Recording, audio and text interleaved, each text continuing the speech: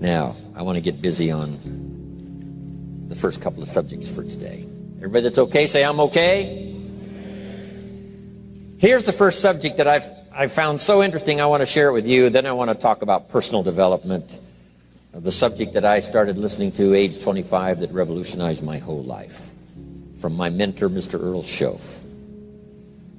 Here's an interesting subject. Just jot it down now. It's called Enlightened Self-Interest. Enlightened self-interest. It's a fascinating study to study the idea of self-interest. But just make this note, all of us, have self-interest. The key is for it to be enlightened so that everybody wins and no one loses. Our first interest is to survive. What does it take to survive?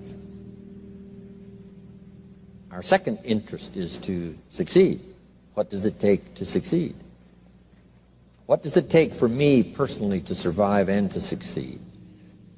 Can I legitimately be interested enough in the things that help me both succeed and survive? And here's what I discovered. The answer is yes. It's possible to exercise self-interest, but to do it in such a way that no one loses, everyone benefits. Key phrase: life was not designed to give us what we need. Life was designed to give us what we deserve. We do not reap a harvest in the fall because we need it. We reap a harvest in the fall because we deserve it. Not necessarily from a moral standpoint. Of course, there are some moral laws as well, spiritual and moral laws. But just the basic laws that simply say if you wish to reap, you must plant. So jot this down. Reaping is reserved for the planters. And the reason they reap is because they deserve it. They're the planters. They deserve to reap. Interesting Bible phrase that says, if you keep knocking, you'll find open doors. Good phrase to jot down. If you keep knocking, you'll find open doors. Doors of opportunity. Doors of a chance to meet someone. Doors open for association. Doors open to find someone special. Doors open to find a unique business colleague. If you keep knocking, the phrase says, doors of opportunity are open to those who continually knock. So we don't find open doors of opportunity because we need them. We find them because we deserve them. Only those who knock deserve to find an open door. But the promise is, if you continually knock, you'll find doors of opportunity. It says, if you search, you will find. So make the note, it's good. Finding is reserved for the searchers because they deserve it. Now, at first they may have needed it, but they now know that just needing it is not sufficient. But if they need it, now they must qualify for it. The reason why you're going to be blessed with good ideas this weekend is because you've come searching. You've gotten on an airplane to come searching. Got in your automobile to come searching. You got here searching. Now you're ready to receive. And for those who search, they will find answers. They will find plans, imagination to stir yourself into action for future benefit. So if you search, to find a good idea, you must go looking, go searching. You've got to go to church. You've got to go to class. You've got to go to the seminar. You've got to go to the library. You've got to go to the books if you wish to find. Rarely does a good idea interrupt you. Rarely. But if you will search, you will find. So we get not what we need, but we get what we deserve.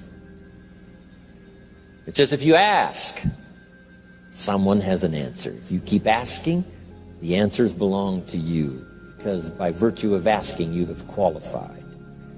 So we don't get what we need, we get what we deserve. The mother on welfare should be taught in some small manner that hopefully she can begin deserving the welfare check. Not getting it because she needs it, but now starting to get it because she deserves it. If the welfare worker says to Mary, Mary, I brought a bucket of paint and a paintbrush, and the next time I come, if the door is painted and the fence here in front is painted, I give you the check for $450. Not that painting the door and painting the fence is worth $450. It's not worth that much, but it is the beginning of the process. So make that note. I want to begin the process of deserving. What would that be? What process should I begin engaging in to deserve good health, to deserve a good relationship, to deserve prosperity, to deserve an enterprise, to deserve the opportunity to build a city? What must I do to begin the process of deserving? So now the welfare worker comes back and the door is painted and the fence is painted, and now Mary gets the $450 to help take care of her children, not because she needs it, but because she's beginning to deserve it. Then the welfare worker thinks of some other project. She said, Mary, if these weeds are gone and this little garden is cultivated, when I come back, now that the door is painted and the fence is painted, if the weeds are gone and this little garden is cultivated, you get the $450. And step by step, a new life is emerging, learning the process of deserving it, not just needing. We teach our children at home, right? Child says, I need $10. So that language doesn't work here. There's plenty of money here, and the vaults are full. But to say I need $10 is not how you open the vault. So the child says what? Wow, how can I get that $10 that I need? So here's what they learn to say. How could I earn $10? Now the vault opens up. Now the money starts to flow. How could I earn $10? What could I do to earn the money? Not to get the money because you need it. Maybe you need the money. That's, all of us have needs. But here the key is to figure out how to open the vault, how to open the bank, how to open this unbelievable flow of resources to come our way. And here's the key: to deserve it, not to need it. You can't walk out to the field and say to the field, I need a crop. Here's what the field says. Here's what the ground says. Who is this clown that brings me his need but brings me no seed? So jot that down. Take your seed to the marketplace, not your need. Don't disclose your need to the marketplace, only your willingness. We'll talk about that a little later today. Because the marketplace is not interested in your need, but they are interested in your seed. They're interested in your willingness to work. They're interested in your disciplines. They're interested in your eagerness. They're interested in your vitality and your work ethic. That's what the marketplace is interested in. Not your need, but your seed. Okay. We get what we deserve. Old Testament God says, if you'll move toward me, I'll move toward you. See, that's how you get those occasions to meet God. You must make the move.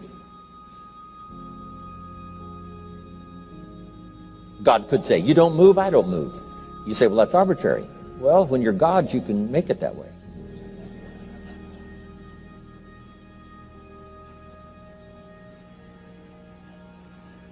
So, the law says if you wish to receive. Now let's talk about enlightened self-interest. If you wish to receive.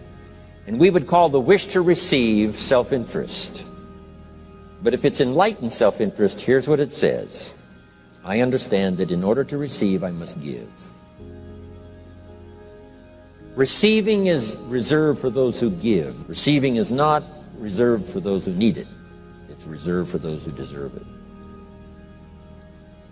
We deserve the receiving by giving.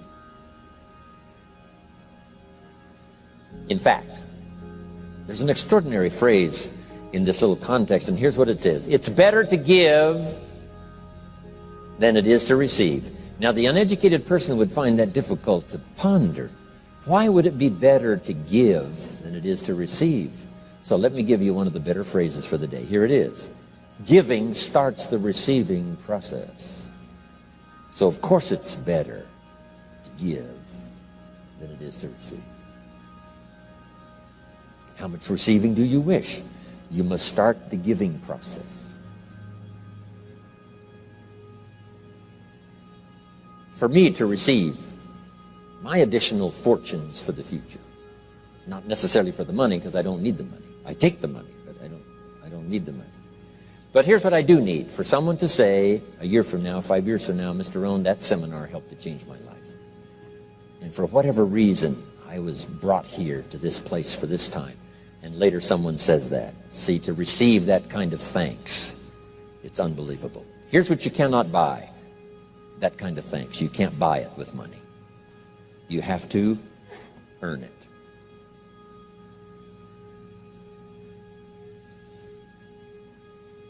Now let's expand a little further now.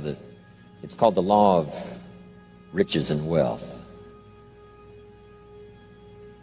In our own self-interest, if we wish to be rich and wealthy and prosperous and healthy and all the valuable things we can think of for the human experience, how could we get there? It's understanding the law of enlightened self-interest and the law of deserving. The question was asked in the Bible, how can we be great? What is the key to greatness? Great wealth, great return, great accolades, trophies to put on the mantle above the fireplace. How can we get great respect, great riches, great abundance for ourselves? How can we get that? And the answer was given, and here was the answer: find a way to serve. Find a way to serve the many. So I paraphrase it to read this: service to many leads to greatness. Service to many leads to greatness. Someone says, well, about the best I can do is take care of myself. That's okay. Self-care, has its own reward, but it's very limited. Somebody says, I can't be worried about other people's problems. I got enough problems of my own. That's okay. Self-defense is okay. Self-preservation is okay, but it has a very limited reward. If you wish to change that into abundance and prosperity and uniqueness, then here's what you must do: help solve other people's problems. Help find answers for someone else, not just for yourself, but for someone else. And in that kind of service, you now begin the process of greatness.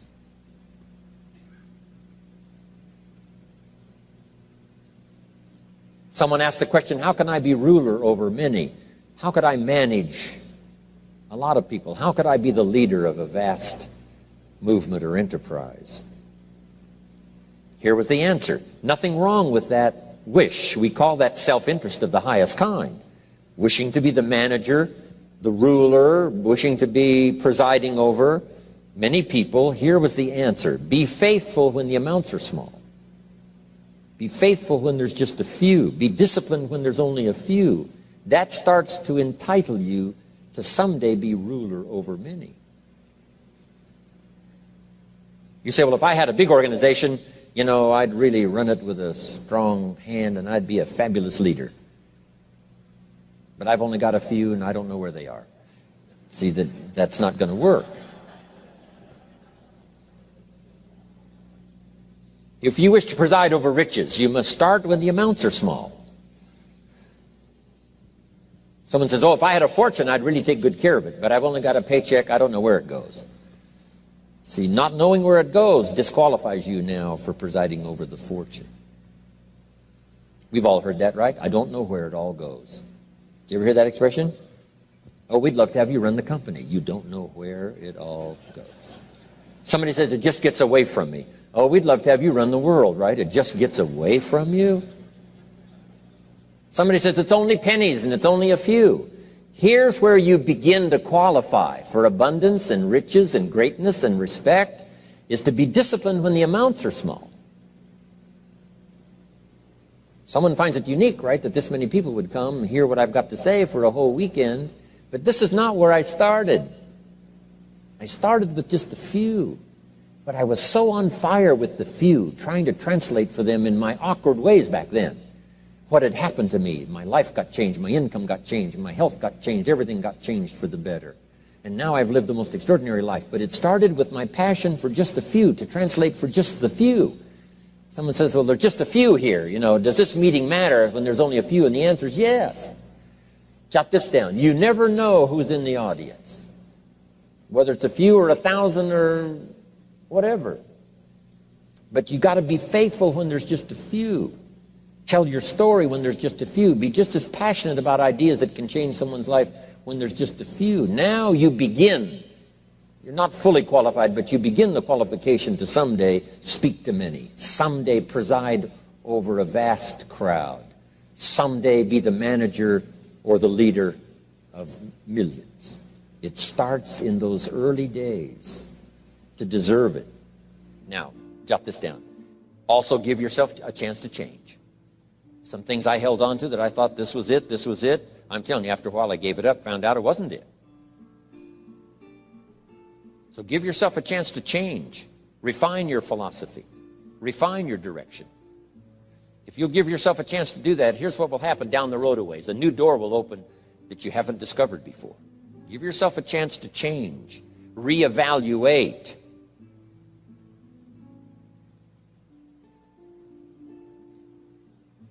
Okay. So let your library be a testimonial of your dedicated interest in accelerated personal development, that you will read whatever you have to read, you will hear whatever you must hear, and you will watch and see whatever you must see in order to make your life refined and worthwhile and achieve all of your purposes.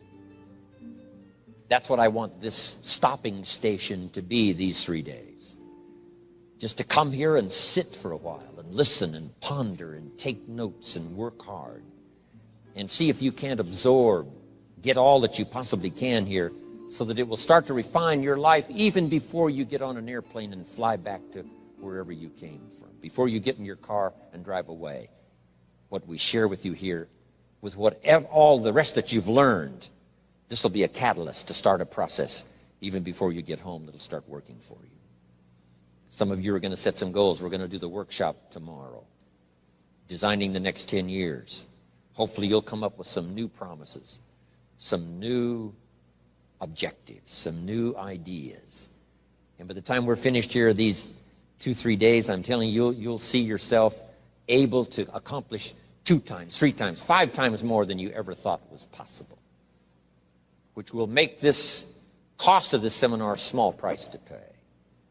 And hopefully it'll make the time you spent here small price to pay compared to making this an investment in your future, in what will flow in terms of money and income and return and reward and respect and dignity and accolades, trophies, all the stuff that can be yours.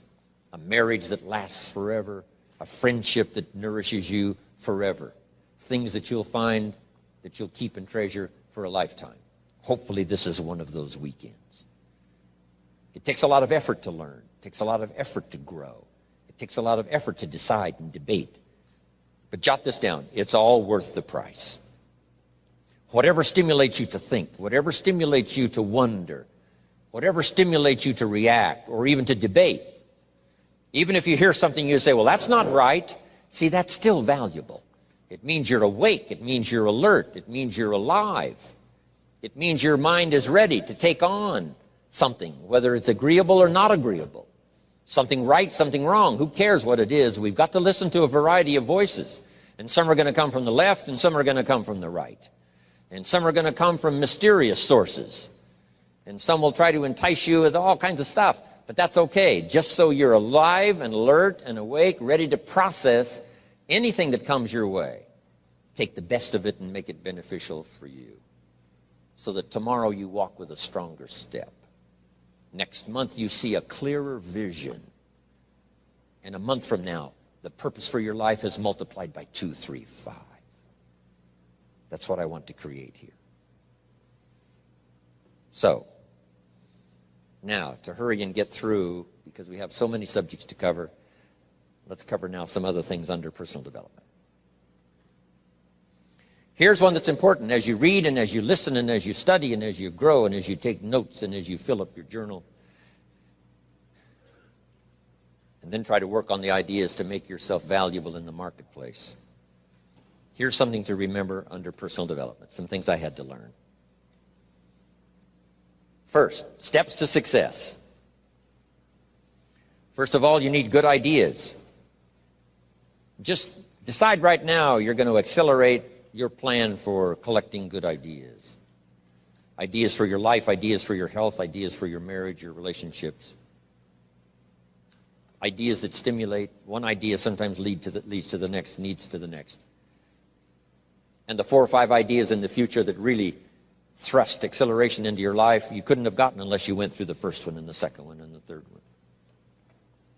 Next, you need good plans. So we're going to talk about time management and game plans tomorrow. You need a good health plan.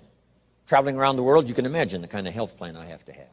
If I didn't have a superb, extreme, got to underline the word extreme, if I didn't have a superb, extreme health plan, do you think I could travel all over the world?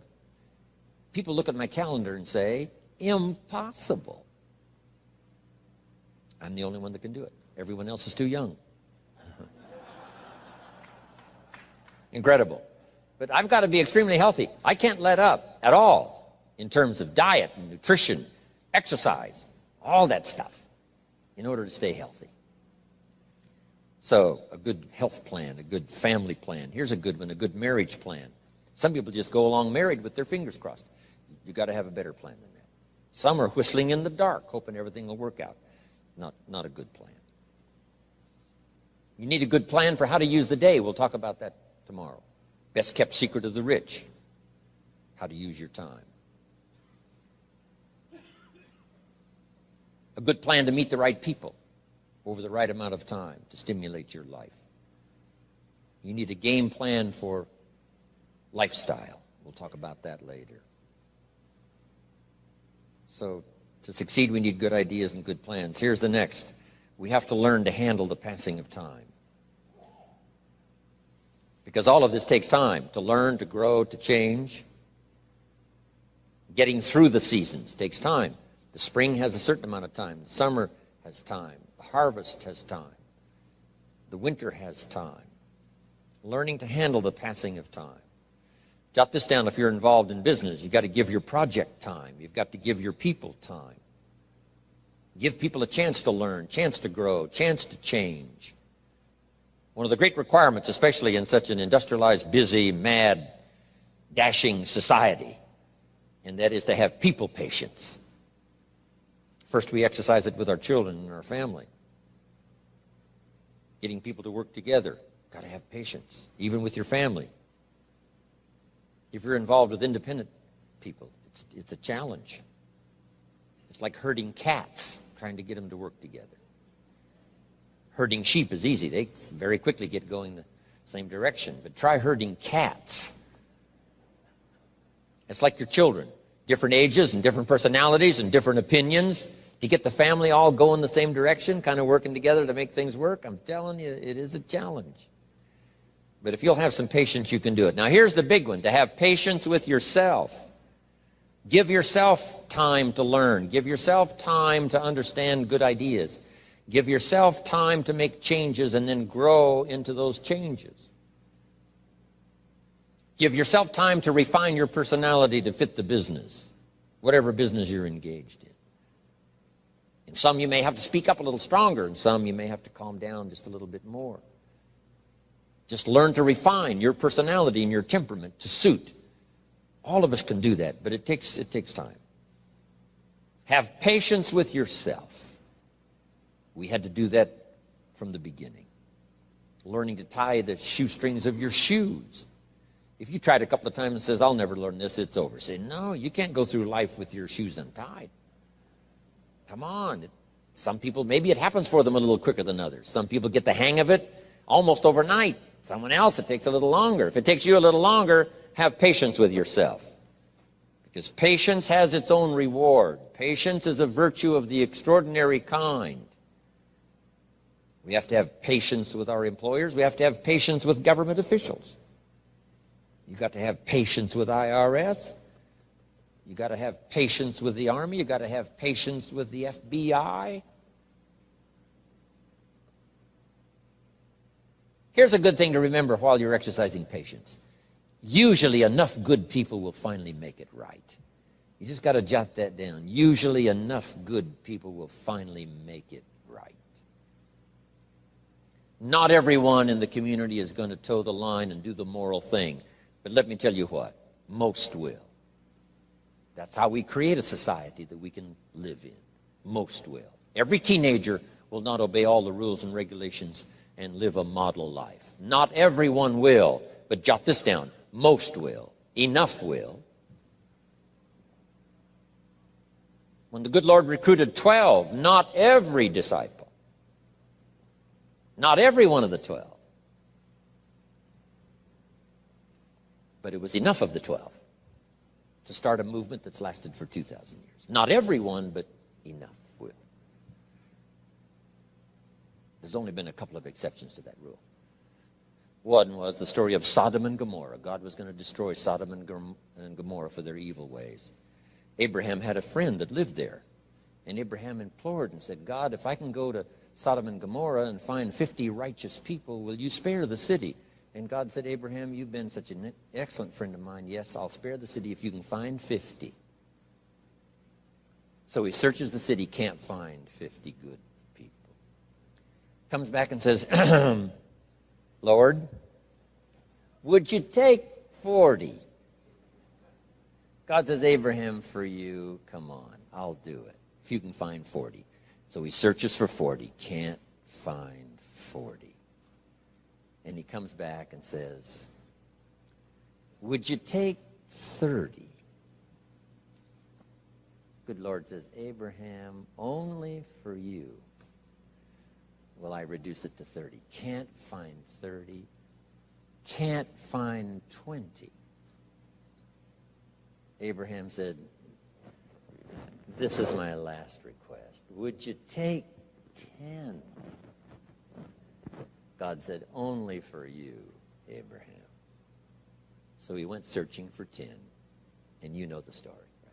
Couldn't find 10. That's the exception to the rule. So he said, Abraham, get your friend Lot and his family out of there because the end has come. But that's the exception to the rule. So jot down the general rule. Most will.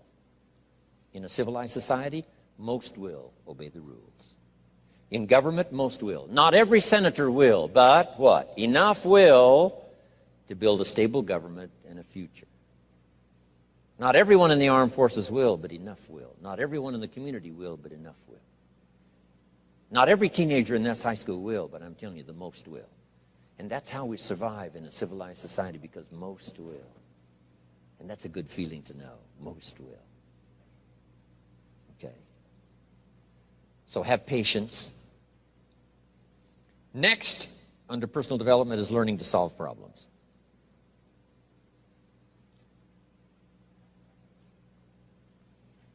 By the way, having patience with the seasons takes time to develop the crop.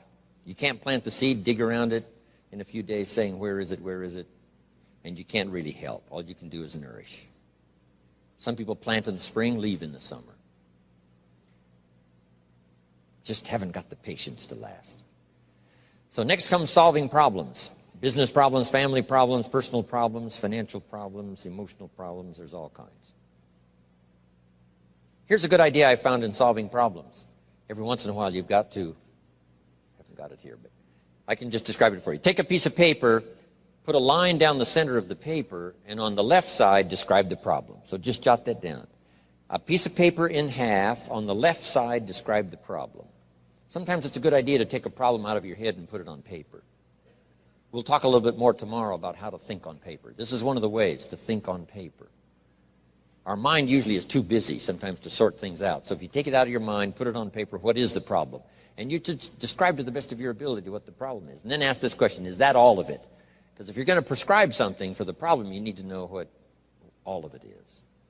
When you've got it all listed, on the other side now of the paper is called answers and solutions.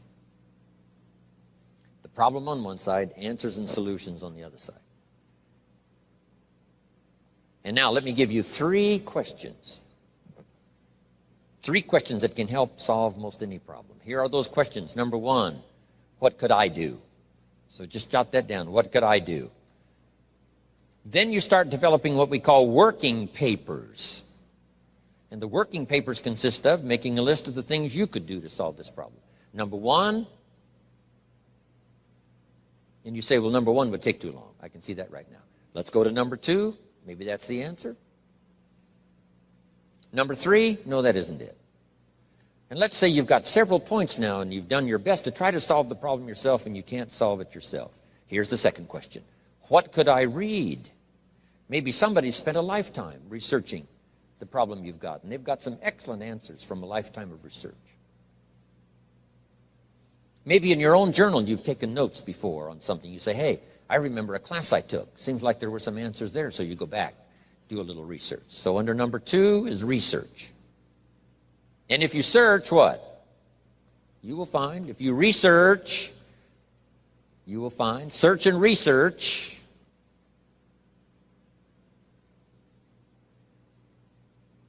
Now, research as soon as possible, because if the problem is severe, you don't want to wait till too late. My friend Kenny comes to me and says, he just lost a beautiful lady, fabulous lady. They got a divorce. She was really something. Then after his divorce, he comes to me and says, you know, it's over. But he says, you know, something strange. He said, I found a book in my own library that I think would have saved my marriage if I had read it before my divorce. And it was a book entitled How to Live with Another Person. He said, I should have read that book a long time ago. He finally read it, but it was a little late. It's like reading a book on nutrition after you've had a heart attack, right? I mean, that's good. That is good. But gosh, it's so much better to read it before. Spare yourself the agony and the lost time and maybe the loss of your life. Now, if you tried to solve it yourself and you can't solve it and you've researched and it doesn't seem like you've got the answer, here's number three. The third question is, who could I ask? Is there someone around me that might have the answer to my problem? Now, under that, put this. Don't ask first now. Try to solve it yourself. Develop some working papers. What you think you might do, that still isn't it. Here's some books I've read. This guy's crazy. This guy, no answers, haven't got it. Now I ask. But if you now can show your working papers to who you ask, you can't believe how swift the answer will come. All of us have heard this, but let's remind ourselves one more time and put it in your notes. We all love to help people who, first of all, try to help themselves. Back to the philosophy of deserve. I've tried to work it out, haven't got the answer. Maybe you can help me. Somebody is very willing to help you if they know you've tried first to help yourself. It works that way with our children, right? My daughter Linda, before she got married, used to travel a lot. She comes to me and said, Daddy, I'm headed for Thailand. I said, wonderful. She said, I've saved up my money. I said, fantastic. She said, I've got $1,000. I said, wonderful. She said, the kids wanted to go here, wanted to go there. I didn't go. They wanted to buy this, wanted to buy that. I didn't buy. I got my money put aside, $1,000. I said, Linda, unbelievable. You must be my daughter. That's fantastic. Now, she said, to make the trip, I only need a couple of thousand more. An easy 2,000, right? But she knew she couldn't get the whole three. But she knew that if she worked hard to the best of her ability and put that first 1,000 together, the next two was easy, right? Okay. So, develop your working papers. Do your best to solve problems. Here's why you try to solve it on your own first. You need the mental and emotional muscle. You need the discipline. If you just quickly go to the answer, somebody that's got it, now you're not developing the muscle. You're not developing the discipline to solve your own problems, because there may come a day when there's no one else to ask. So you need the rhythm of learning, the rhythm of trying, the rhythm of seeing if you can do it first.